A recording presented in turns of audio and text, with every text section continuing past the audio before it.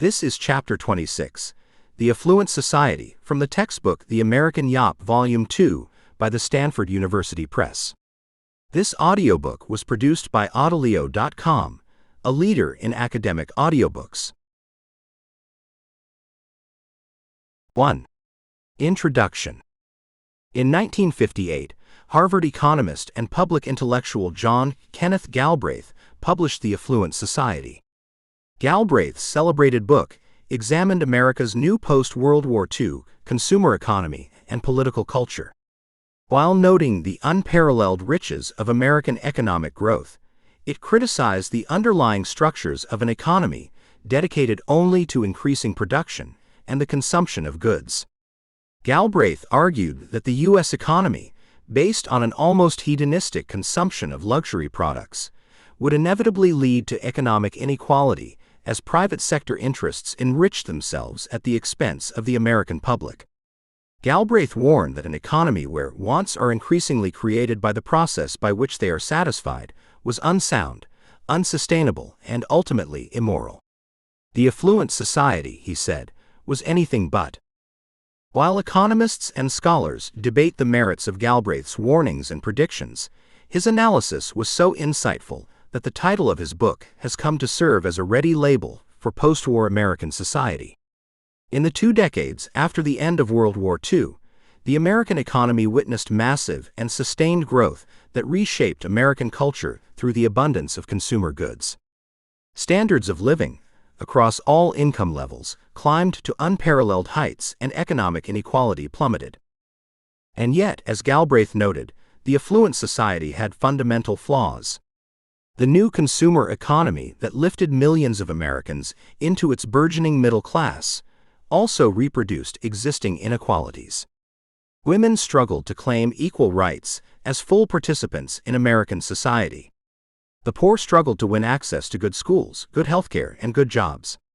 The same suburbs that gave middle-class Americans new space left cities withering in spirals of poverty and crime and caused irreversible ecological disruptions. The Jim Crow South tenaciously defended segregation, and Black Americans and other minorities suffered discrimination all across the country. The contradictions of the affluent society defined the decade. Unrivaled prosperity alongside persistent poverty, life-changing technological innovation alongside social and environmental destruction, expanded opportunity alongside entrenched discrimination, and new liberating lifestyles alongside a stifling conformity. 2. The rise of the suburbs. The seeds of a suburban nation were planted in New Deal government programs. At the height of the Great Depression in 1932, some 250,000 households lost their property to foreclosure. A year later, half of all U.S. mortgages were in default. The foreclosure rate stood at more than 1,000 per day. In response, FDR's New Deal created the Homeowners Loan Corporation, HOLC, which began purchasing and refinancing existing mortgages at risk of default. The HOLC introduced the amortized mortgage, allowing borrowers to pay back interest and principal regularly over 15 years instead of the then-standard 5-year mortgage that carried large balloon payments at the end of the contract. The HOLC eventually owned nearly 1 of every 5 mortgages in America. Though homeowners paid more for their homes under this new system, home ownership was open to the multitudes who could now gain residential stability, lower monthly mortgage payments, and accrue wealth as property values rose over time. Additionally, the Federal Housing Administration, FHA, another New Deal organization, increased access to home ownership by insuring mortgages and protecting lenders from financial loss in the event of a default. Lenders, however, had to agree to offer low rates and terms of up to 20 or 30 years. Even more consumers could afford homes. Though only slightly more than a third of homes had an FHA-backed mortgage by 1964, FHA loans had a ripple effect, with private lenders granting more and more home loans even to non-FHA-backed borrowers. Government programs and subsidies like the HOLC and the FHA fueled the growth of home ownership and the rise of the suburbs. Government spending during World War II pushed the United States out of the Depression and into an economic boom that would be sustained after the war by continued government spending. Government expenditures provided loans to veterans, subsidized corporate research and development, and built the interstate highway system. In the decades after World War II, business boomed, unionization peaked, wages rose, and sustained growth buoyed a new consumer economy. The Servicemen's Readjustment Act, popularly known as the GI Bill, passed in 1944, offered low-interest home loans, a stipend to attend college, loans to start a business, and unemployment benefits. The rapid growth of home ownership and the rise of suburban communities helped drive the post-war economic boom. Builders created sprawling neighborhoods of single-family homes on the outskirts of American cities. William Levitt built the first Levittown, the prototypical suburban community, in 1946 in Long Island, New York. Purchasing large acreage, subdividing lots, and contracting crews to build countless homes at economies of scale, Levitt offered affordable suburban housing to veterans and their families. Levitt became the prophet of the new suburbs, and his model of large-scale suburban development was duplicated by developers across the country. The country's suburban share of the population rose from 19.5% in 1940 to 30.7% by 1960. Home ownership rates rose from 44% in 1940 to almost 62% in 1960.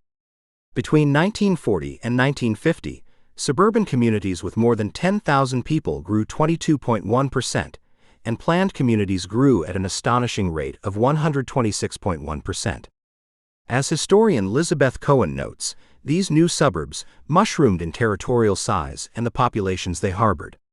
Between 1950 and 1970, America's suburban population nearly doubled to 74 million. 83% of all population growth occurred in suburban places. The post-war construction boom fed into countless industries. As manufacturers converted from war materials back to consumer goods, and as the suburbs developed, appliance and automobile sales rose dramatically. Flush with rising wages and wartime savings, homeowners also used newly created installment plans to buy new consumer goods at once instead of saving for years to make major purchases. Credit cards, first issued in 1950, further increased access to credit. No longer stymied by the Depression or wartime restrictions, consumers bought countless washers, dryers, refrigerators, freezers, and suddenly televisions. The percentage of Americans that owned at least one television increased from 12% in 1950 to more than 87% in 1960. This new suburban economy also led to increased demand for automobiles. The percentage of American families owning cars increased from 54% in 1948 to 74% in 1959. Motor fuel consumption rose from some 22 million gallons in 1945 to around 59 million gallons in 1958. On the surface, the post-war economic boom turned America into a land of abundance. For advantaged buyers, loans had never been easier to obtain, consumer goods had never been more accessible, single-family homes had never been so cheap, and well-paying jobs had never been more abundant. If you had a college diploma, a dark suit, and anything between the ears, a businessman later recalled, it was like an escalator. You just stood there and you moved up. But the escalator did not serve everyone. Beneath aggregate numbers, racial disparity, sexual discrimination, and economic inequality persevered, undermining many of the assumptions of an affluent society. In 1939, real estate appraisers arrived in sunny Pasadena, California. Armed with elaborate questionnaires to evaluate the city's building conditions, the appraisers were well versed in the policies of the HOLC. In one neighborhood, most structures were rated in fair repair, and appraisers noted a lack of construction hazards or flood threats.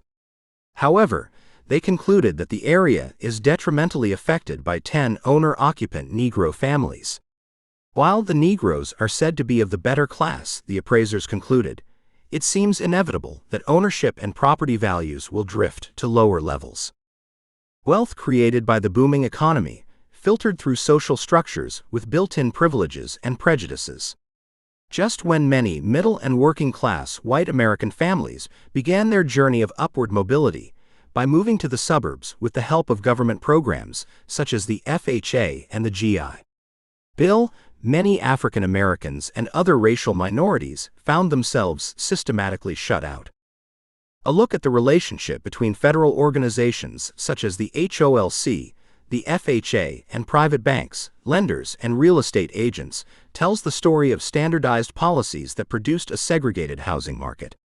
At the core of HOLC appraisal techniques, which reflected the existing practices of private real estate agents, was the pernicious insistence that mixed-race and minority-dominated neighborhoods were credit risks. In partnership with local lenders and real estate agents, the HOLC created residential security maps to identify high and low-risk lending areas. People familiar with the local real estate market filled out uniform surveys on each neighborhood. Relying on this information, the HOLC assigned every neighborhood a letter grade from A to D and a corresponding color code. The least secure, highest-risk neighborhoods for loans received a D grade and the color red. Banks limited loans in such redlined areas. Phrases like subversive racial elements and racial hazards pervade the redlined area description files of surveyors and HOLC officials. Los Angeles's Echo Park neighborhood, for instance, had concentrations of Japanese and African Americans and a sprinkling of Russians and Mexicans. The HOLC security map and survey noted that the neighborhood's adverse racial influences, which are noticeably increasing, inevitably presage lower values, rentals, and a rapid decrease in residential desirability. While the HOLC was a fairly short-lived New Deal agency, the influence of its security maps lived on in the FHA and Veterans Administration (VA), the latter of which dispensed GI Bill-backed mortgages. Both of these government organizations, which reinforced the standards followed by private lenders, refused to back bank mortgages in redline neighborhoods. On the one hand, FHA and VA-backed loans were an enormous boon to those who qualified for them. Millions of Americans received mortgages that they otherwise would not have qualified for. But FHA-backed mortgages were not available to all. Racial minorities could not get loans for property improvements in their own neighborhoods and were denied mortgages to purchase property in other areas for fear that their presence would extend the red line into a new community. Levittown, the poster child of the new suburban America, only allowed whites to purchase homes. Thus, FHA policies and private developers increased home ownership and stability for white Americans while simultaneously creating and enforcing racial segregation. The exclusionary structures of the post-war economy prompted protest from African Americans and other minorities who were excluded. Fair housing, equal employment, consumer access, and educational opportunity, for instance, all emerged as priorities of a brewing civil rights movement. In 1948, the U.S. Supreme Court sided with African American plaintiffs and, in Shelley v. Kremer, declared racially restrictive neighborhood housing covenants, property deed restrictions barring sales to racial minorities, legally unenforceable. Discrimination and segregation continued, however, and activists would continue to push for fair housing practices. During the 1950s and early 1960s, many Americans retreated to the suburbs to enjoy the new consumer economy and search for some normalcy and security after the instability of depression and war. But many could not. It was both the limits and opportunities of housing, then, that shaped the contours of post-war American society. Moreover, the post-war suburban boom not only exacerbated racial and class inequalities, it precipitated a major environmental crisis. The introduction of mass production techniques in housing wrought ecological destruction. Developers sought cheaper land ever farther away from urban cores, wreaking havoc on particularly sensitive lands such as wetlands, hills, and floodplains. A territory roughly the size of Rhode Island, historian Adam Rome wrote, was bulldozed for urban development every year. Innovative construction strategies, government incentives, high consumer demand, and low energy prices all pushed builders away from more sustainable, energy-conserving building projects. Typical post-war tract houses were difficult to cool in the summer and heat in the winter. Many were equipped with malfunctioning septic tanks that polluted local groundwater. Such destructiveness did not go unnoticed. By the time Rachel Carson published Silent Spring, a forceful denunciation of the excessive use of pesticides such as DDT in agricultural and domestic settings, in 1962, many Americans were already primed to receive her message. Stories of kitchen faucets spouting detergent foams and children playing in effluents brought the point home. Comfort and convenience did not have to come at such cost. And yet most of the Americans who joined the early environmentalist crusades of the 1950s and 1960s rarely questioned the foundations of the suburban ideal. Americans increasingly relied upon automobiles and idealized the single-family home, blunting any major push to shift prevailing patterns of land and energy use. 3. Race and education. Older battles over racial exclusion also confronted post-war American society. One long simmering struggle targeted segregated schooling. In 1896, the Supreme Court declared the principle of separate but equal constitutional. Segregated schooling, however, was rarely equal. In practice, Black Americans, particularly in the South, received fewer funds, attended inadequate facilities, and studied with substandard materials. African Americans' battle against educational inequality stretched across half a century before the Supreme Court again took up the merits of separate but equal. On May 17, 1954, after 2 years of argument, re-argument, and deliberation, Chief Justice Earl Warren announced the Supreme Court's decision on segregated schooling in Brown v. Board of Education, 1954. The court found by a unanimous 9-0 vote that racial segregation violated the Equal Protection Clause of the 14th Amendment. The court's decision declared, separate educational facilities are inherently unequal. Separate but equal was made unconstitutional. Decades of African American-led litigation, local agitation against racial inequality, and liberal Supreme Court justices made Brown possible. In the early 1930s, the NAACP began a concerted effort to erode the legal underpinnings of segregation in the American South. Legal, or de jure, segregation subjected racial minorities to discriminatory laws and policies. Law and custom in the South hardened anti-Black restrictions. But through a series of carefully chosen and contested court cases concerning education, disfranchisement, and jury selection, NAACP lawyers such as Charles Hamilton Houston, Robert L. Clark, and future Supreme Court Justice Thurgood Marshall undermined Jim Crow's constitutional underpinnings. These attorneys initially sought to demonstrate that states systematically failed to provide African American students equal resources and facilities, and thus failed to live up to Plessy. By the late 1940s, activists began to more forcefully challenge the assumptions that separate was constitutional at all. Though remembered as just one lawsuit, Brown v. Board of Education consolidated 5 separate cases that had originated in the southeastern United States: Briggs v. Elliott, South Carolina; Davis v. County School Board of Prince Edward County, Virginia; Beulah v. Belton, Delaware; Bowling v. Sharp, Washington, D.C., and Brown v. Board of Education, Kansas. Working with local activists already involved in desegregation fights, the NAACP purposely chose cases with a diverse set of local backgrounds to show that segregation was not just an issue in the Deep South, and that a sweeping judgment on the fundamental constitutionality of Plessy was needed. Briggs v. Elliott, the first case accepted by the NAACP, illustrated the plight of segregated Black schools. Briggs originated in rural Clarendon County, South Carolina, where taxpayers in 1950 spent $179 to educate each white student and $43 for each Black student. The district's 12 white schools were cumulatively worth $673,850. The value of its 61 Black schools, mostly dilapidated, overcrowded shacks, was $194,575. While Briggs underscored the South's failure to follow Plessy, the Brown suit focused less on material disparities between Black and white schools, which were significantly less than in places like Clarendon County, and more on the social and spiritual degradation that accompanied legal segregation. This case cut to the basic question of whether separate was itself inherently unequal. The NAACP said the two notions were incompatible.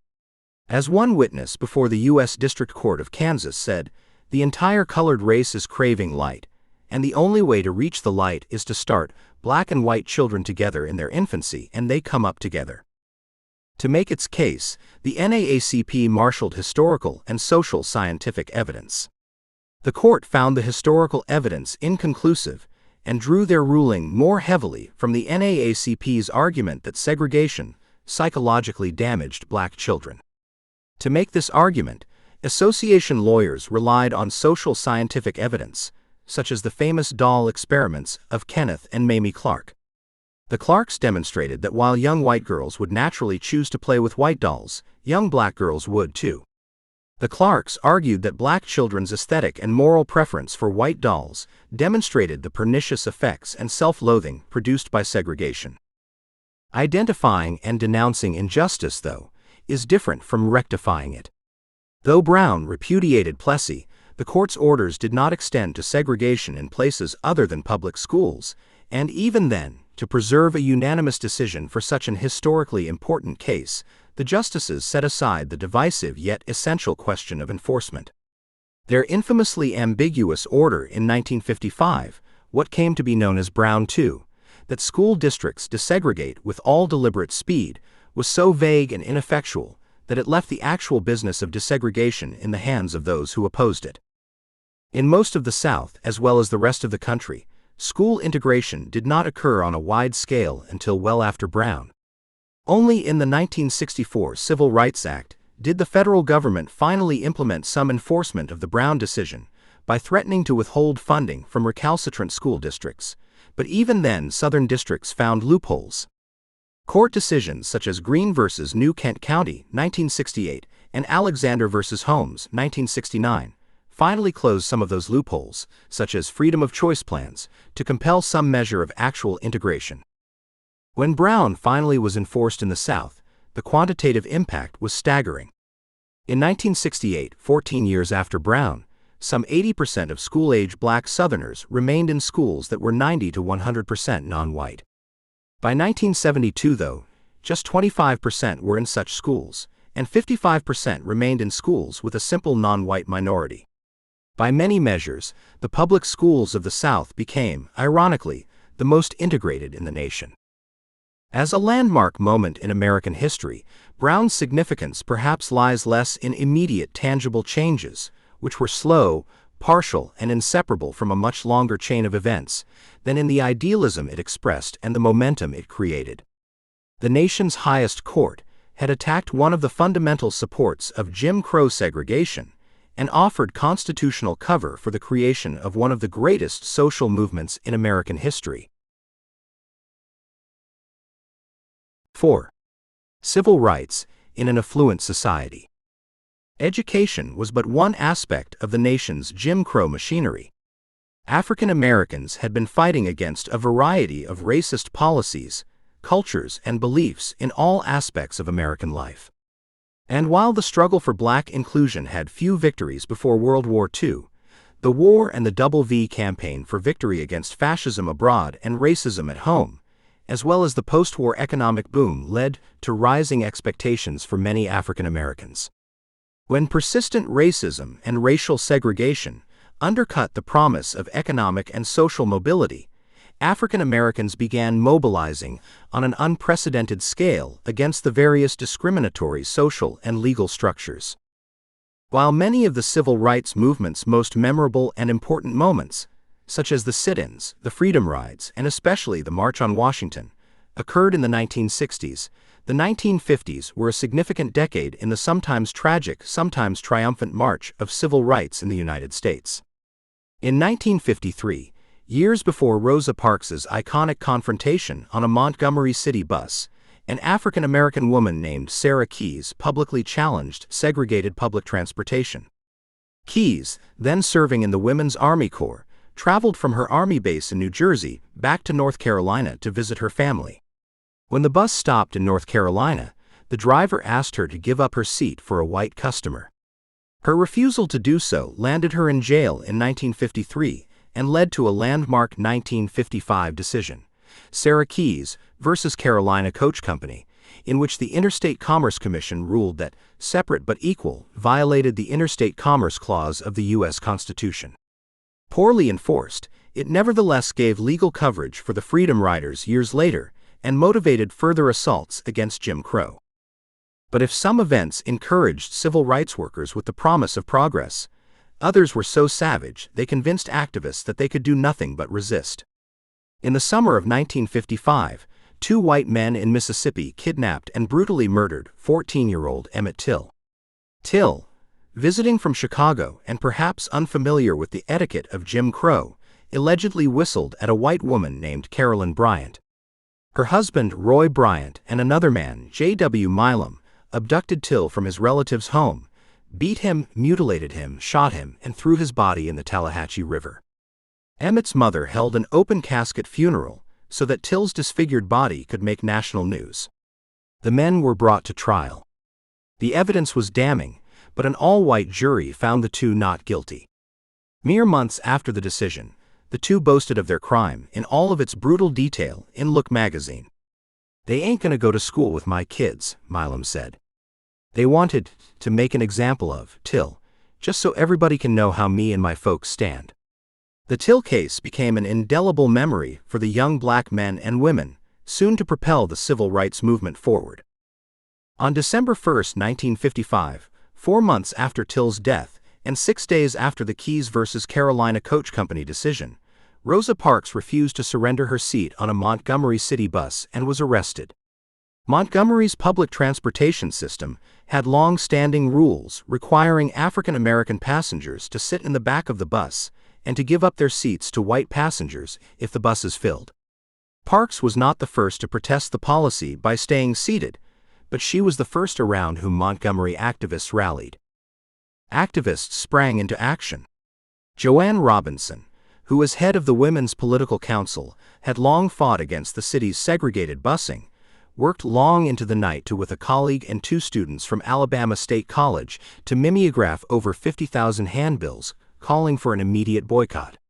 Montgomery's black community responded, and in response, local ministers and civil rights workers formed the Montgomery Improvement Association, MIA, to coordinate an organized, sustained boycott of the city's buses. The Montgomery bus boycott lasted from December 1955 until December 20, 1956, when the Supreme Court ordered their integration. The boycott not only crushed segregation in Montgomery's public transportation, it energized the entire civil rights movement and established the leadership of the MIA's president, a recently arrived 26-year-old Baptist minister named Martin Luther King Jr. Motivated by the success of the Montgomery boycott, King and other black leaders looked to continue the fight.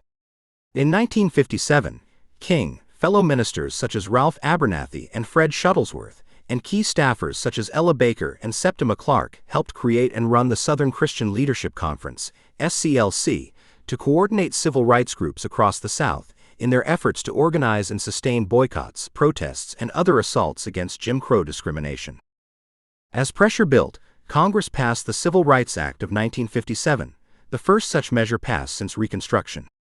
The act was compromised away nearly to nothing, although it did achieve some gains, such as creating the Department of Justice's Civil Rights Commission, which was charged with investigating claims of racial discrimination.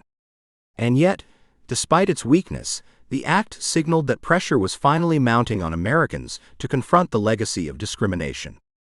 Despite successes at both the local and national level, the civil rights movement faced bitter opposition. Those opposed to the movement often used violent tactics to scare and intimidate African Americans and subvert legal rulings and court orders. For example, a year into the Montgomery bus boycott, angry white Southerners bombed 4 African American churches as well as the homes of King and fellow civil rights leader E.D. Nixon. Though King, Nixon, and the MIA persevered in the face of such violence, it was only a taste of things to come. Such unremitting hostility and violence left the outcome of the burgeoning civil rights movement in doubt. Despite its successes, civil rights activists looked back on the 1950s as a decade of mixed results and incomplete accomplishments. While the bus boycott, Supreme Court rulings, and other civil rights activities signaled progress. Church bombings, death threats, and stubborn legislators demonstrated the distance that still needed to be traveled. 5. Gender and culture in the affluent society. America's consumer economy reshaped how Americans experienced culture and shaped their identities. The affluent society gave Americans new experiences, new outlets, and new ways to understand and interact with one another. The American household is on the threshold of a revolution, the New York Times declared in August 1948. The reason is television. Television was presented to the American public at the New York World's Fair in 1939, but commercialization of the new medium in the United States lagged during the war years. In 1947, though, regular full-scale broadcasting became available to the public. Television was instantly popular, so much so that by early 1948, Newsweek reported that it was catching on like a case of high-toned scarlet fever. Indeed, between 1948 and 1955, close to two-thirds of the nation's households purchased a television set. By the end of the 1950s, 90% of American families had one, and the average viewer was tuning in for almost 5 hours a day. The technological ability to transmit images via radio waves gave birth to television. Television borrowed radio's organizational structure, too. The big radio broadcasting companies, NBC, CBS, and the American Broadcasting Corporation, ABC, used their technical expertise and capital reserves to conquer the airwaves. They acquired licenses to local stations and eliminated their few independent competitors. The refusal of the Federal Communication Commission, FCC, to issue any new licenses between 1948 and 1955 was a de facto endorsement of the Big Three's stranglehold on the market. In addition to replicating radio's organizational structure, television also looked to radio for content. Many of the early programs were adaptations of popular radio variety and comedy shows, including The Ed Sullivan Show and Milton Berle's Texaco Star Theater. These were accompanied by live plays, dramas, sports, and situation comedies. Because of the cost and difficulty of recording, most programs were broadcast live, forcing stations across the country to air shows at the same time. And since audiences had a limited number of channels to choose from, viewing experiences were broadly shared. More than two-thirds of television-owning households, for instance, watched popular shows such as I Love Lucy. The limited number of channels and programs meant that networks selected programs that appealed to the widest possible audience to draw viewers and advertisers, television's greatest financiers. By the mid-1950s, an hour of primetime programming cost about $150,000, about $1.5 million in today's dollars, to produce. This proved too expensive for most commercial sponsors, who began turning to a joint financing model of 30-second spot ads. The need to appeal to as many people as possible promoted the production of non-controversial shows aimed at the entire family. Programs such as Father Knows Best and Leave It to Beaver featured light topics, humor, and a guaranteed happy ending the whole family could enjoy. Television's broad appeal, however, was about more than money and entertainment. Shows of the 1950s, such as Father Knows Best and I Love Lucy, idealized the nuclear family, traditional gender roles, and white middle-class domesticity. Leave It to Beaver, which became the prototypical example of the 1950s television family, depicted its breadwinner father and homemaker mother guiding their children through life lessons. Such shows, and Cold War America more broadly, reinforced a popular consensus that such lifestyles were not only beneficial, but the most effective way to safeguard American prosperity against communist threats and social deviancy. Post-war prosperity facilitated, and in turn was supported by, the ongoing post-war baby boom. From 1946 to 1964, American fertility experienced an unprecedented spike. A century of declining birth rates abruptly reversed. Although popular memory credits the cause of the baby boom to the return of virile soldiers from battle, the real story is more nuanced. After years of economic depression, families were now wealthy enough to support larger families and had homes large enough to accommodate them, while women married younger, and American culture celebrated the ideal of a large, insular family. Underlying this reproductive consensus was the new cult of professionalism that pervaded post-war American culture, including the professionalization of homemaking. Mothers and fathers alike flocked to the experts for their opinions on marriage, sexuality, and most especially, child-rearing. Psychiatrists held an almost mythic status as people took their opinions and prescriptions, as well as their vocabulary, into their everyday life. Books like Dr. Spock's Baby and Child Care, 1946, were diligently studied by women who took their career as housewife as just that, a career complete with all the demands and professional trappings of job development and training. And since most women had multiple children roughly the same age as their neighbors' children, a cultural obsession with kids flourished throughout the era. Women bore the brunt of this pressure, chided if they did not give enough of their time to the children, especially if it was because of a career, yet cautioned that spending too much time would lead to momism, producing sissy boys who would be incapable of contributing to society and extremely susceptible to the communist threat. A new youth culture exploded in American popular culture. On the one hand, the anxieties of the atomic age hit America's youth particularly hard. Keenly aware of the discontent bubbling beneath the surface of the affluent society, many youth embraced rebellion. The 1955 film Rebel Without a Cause demonstrated the restlessness and emotional incertitude of the post-war generation, raised in increasing affluence, yet increasingly unsatisfied with their comfortable lives. At the same time, perhaps yearning for something beyond the massification of American culture, yet having few other options to turn to beyond popular culture, American youth embraced rock and roll. They listened to Little Richard, Buddy Holly, and especially Elvis Presley, whose sexually suggestive hip movements were judged subversive. The popularity of rock and roll had not yet blossomed into the countercultural musical revolution of the coming decade, but it provided a magnet for teenage restlessness and rebellion. Television and Elvis, the musician Bruce Springsteen recollected, gave us full access to a new language, a new form of communication, a new way of being, a new way of looking, a new way of thinking, about sex, about race, about identity, about life, a new way of being an American, a human being, and a new way of hearing music. American youth had seen so little of Elvis's energy and sensuality elsewhere in their culture. Once Elvis came across the airwaves, Springsteen said, once he was heard and seen in action, you could not put the genie back in the bottle. After that moment there was yesterday, and there was today, and there was a red-hot, rockabilly forging of a new tomorrow before your very eyes. Other Americans took larger steps to reject the expected conformity of the affluent society. The writers, poets, and musicians of the Beat generation, disillusioned with capitalism, consumerism, and traditional gender roles, sought a deeper meaning in life. Beats traveled across the country, studied Eastern religions, and experimented with drugs, sex, and art. Behind the scenes, Americans were challenging sexual mores. The gay rights movement, for instance, stretched back into the affluent society. While the country proclaimed homosexuality a mental disorder, gay men established the Mattachine Society in Los Angeles, and gay women formed the Daughters of Bilitis in San Francisco as support groups.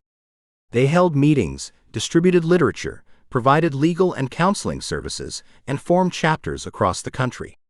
Much of their work, however, remained secretive because homosexuals risked arrest and abuse if discovered. Society's consensus on everything from the consumer economy to gender roles did not go unchallenged. Much discontent was channeled through the machine itself. Advertisers sold rebellion no less than they sold baking soda. And yet others were rejecting the old ways, choosing new lifestyles, challenging old hierarchies, and embarking on new paths. 6. Politics and ideology in the affluent society. Post-war economic prosperity and the creation of new suburban spaces inevitably shaped American politics.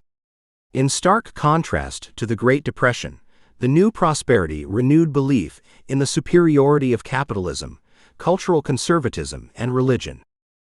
In the 1930s, the economic ravages of the international economic catastrophe knocked the legs out from under the intellectual justifications for keeping government out of the economy. And yet pockets of true believers kept alive the gospel of the free market. The single most important was the National Association of Manufacturers, NAM. In the midst of the Depression, NAM reinvented itself and went on the offensive, initiating advertising campaigns supporting free enterprise and the American way of life. More importantly, NAM became a node for business leaders such as J. Howard Pugh of Sun Oil and Jasper Crane of DuPont Chemical Company to network with like-minded individuals and take the message of free enterprise to the American people.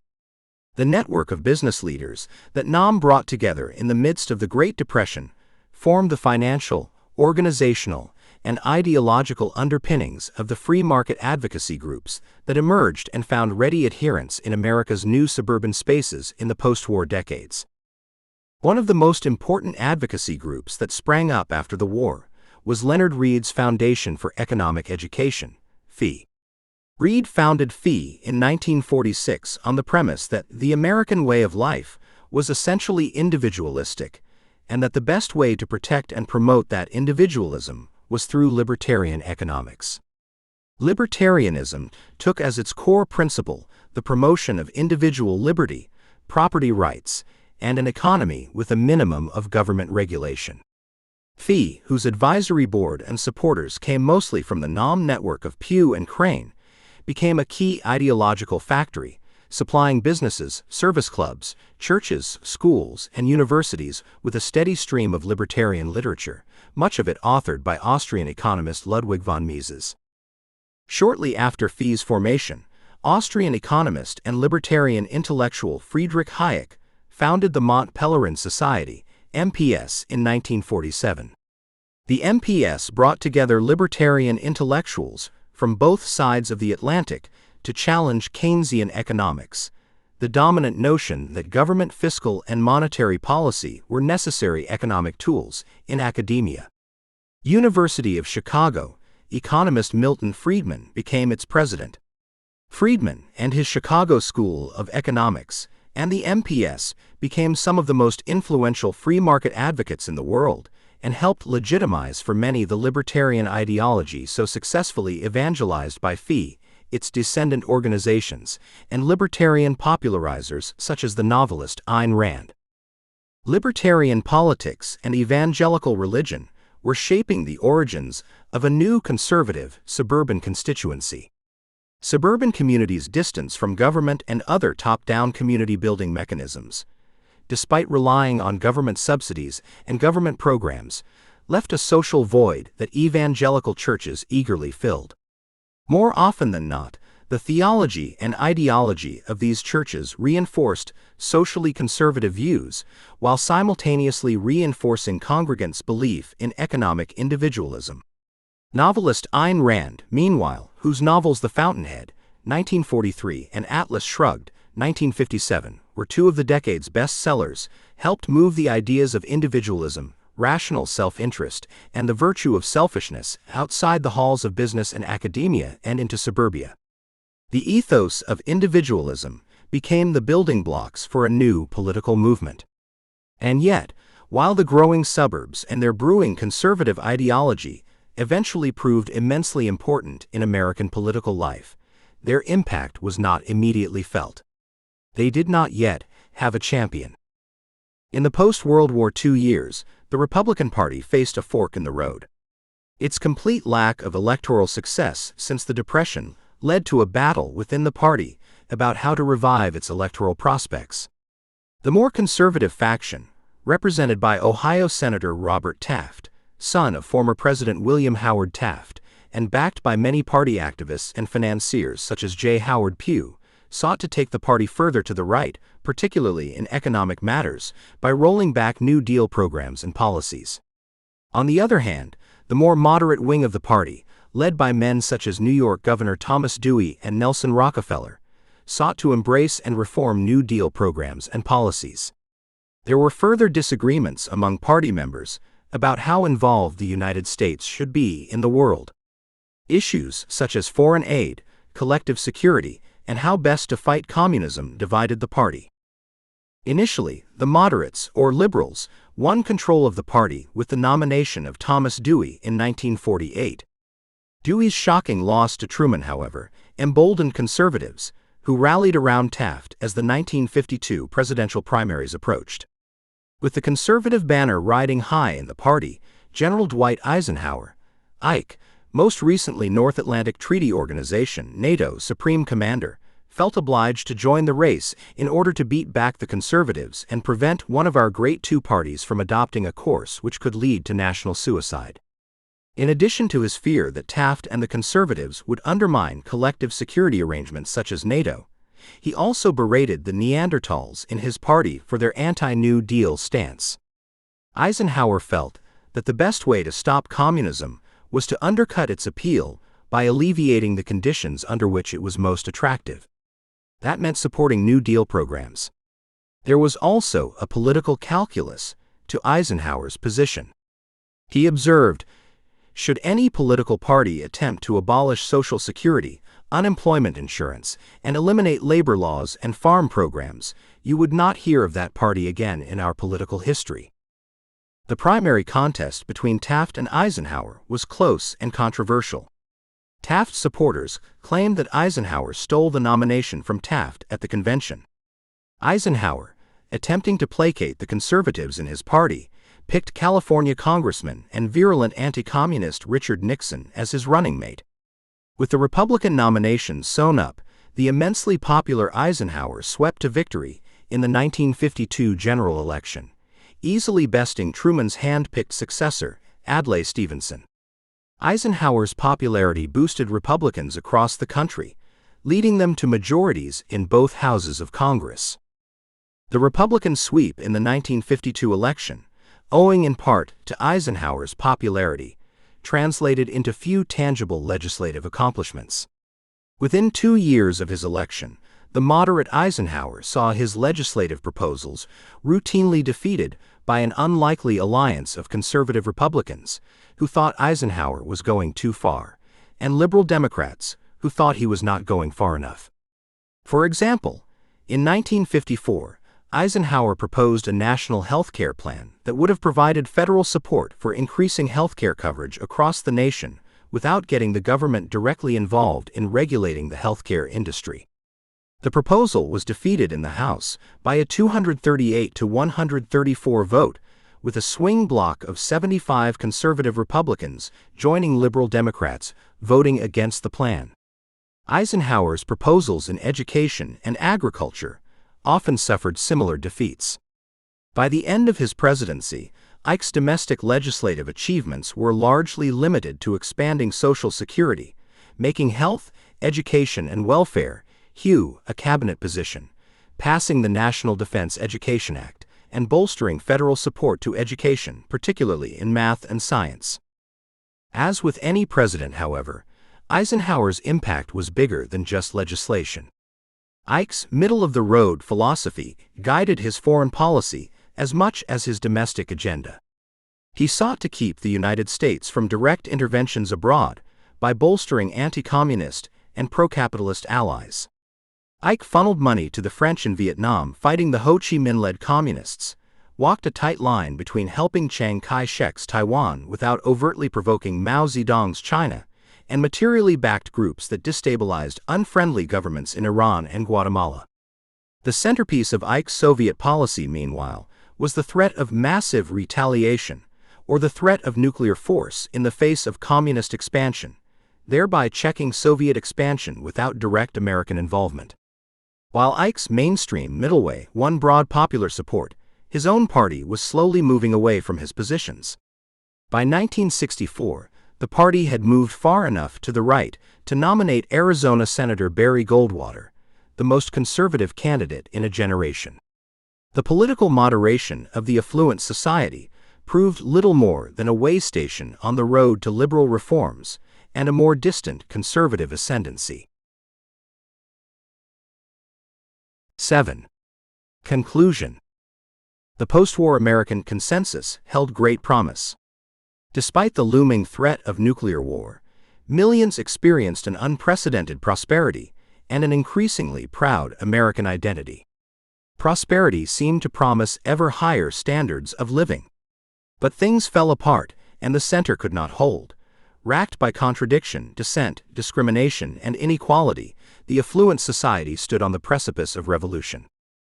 This has been Chapter 26, The Affluent Society, from the textbook The American Yawp, Volume 2, by the Stanford University Press. This audiobook was produced by Audileo.com, a leader in academic audiobooks.